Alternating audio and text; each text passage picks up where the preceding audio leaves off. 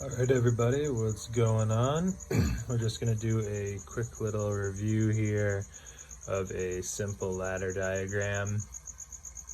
This is just one of the simplest circuits you're ever going to see. We've got line 1, here one sec. Got line 1 here coming into a circuit breaker. That's the schematic symbol for that, and I'm just going to assume whoever's watching this, you don't really know anything. So this is going to be your normally open switch here. Since this isn't touching your contact, which these are going to be your contacts on a schematic, they usually always be little circles. There should be some here, I just didn't draw them. But either way, that's your normally open switch. That's coming to your motor, and then coming out to your neutral, your ground down here.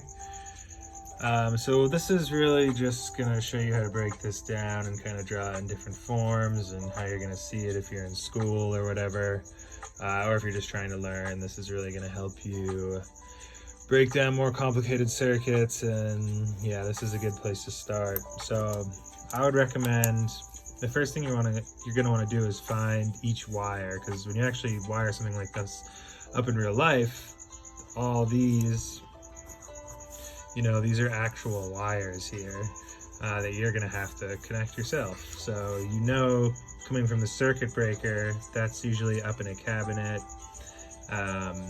You'll kind of start in a cabinet from here and then work your way down. So you know that this is going to be your first line coming down, so we can label this line number 1. And as soon as you hit a contact, that's going to be the end of your first line, because you know that you actually have to connect a second wire here since you're hitting a new contact. So that contact and this wire is going to run to one side of the motor here. So that is going to be wire number 2. And lastly, coming out the other side will be wire number 3, running up and down here to your ground and back up to the cabinet, your neutral. Because essentially you can think of it this way: both these wires are running up back to the cabinet, and these components are down below, hooked up however they're going to be hooked up. So that's a really simple ladder diagram. The reason they're called ladder diagrams becomes pretty evident when you do more complicated stuff. So once you get more components in here, oops, big old marker. But yeah, so it would basically keep going down, different components, whatever. And it's like the rungs of a ladder. So this is, like I said, one of the more simple things you're ever going to see. So secondly, then you're going to see a wiring diagram, which is supposed to show you in sequence how you're actually supposed to wire these things. So the smartest thing to do, what you'll notice first is you have your same components here. This is neutral up here. So since we were smart enough and we wired these, you can see from the circuit breaker, this is, the start of number 1, and the end of number 1 wire goes to one side of your normally open switch here. So you know that you're going to have a 1 here and a 1 here. So you should use a ruler and make this look nice and neat, but boom, that's it. So looking back again, you've got 1 to 1, so then you just need to figure out 2 to 2, which is the other end of the normally open switch to one end of the motor. Oopsie daisy, and you keep it simple. Just boop, boop, boop, boop, boop. You could technically go to this side if you wanted, as long as that side's right. It really doesn't matter for a circuit like this. So that's 2 and 2. Come back again. Oh, look, there's only one more, 3 and 3. Process of elimination.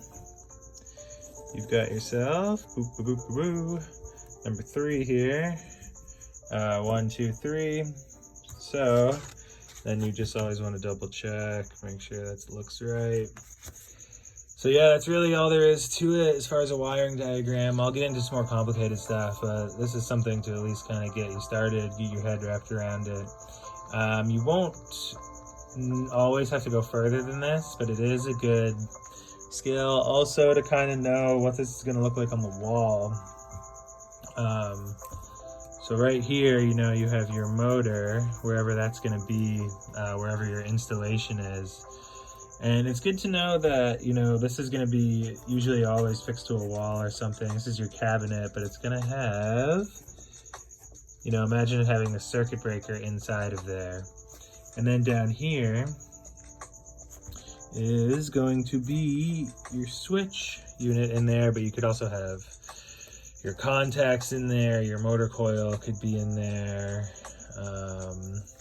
Although normally there'd be like switches in here or something, contacts in here. I mean, it could be either way, it just depends how it's set up.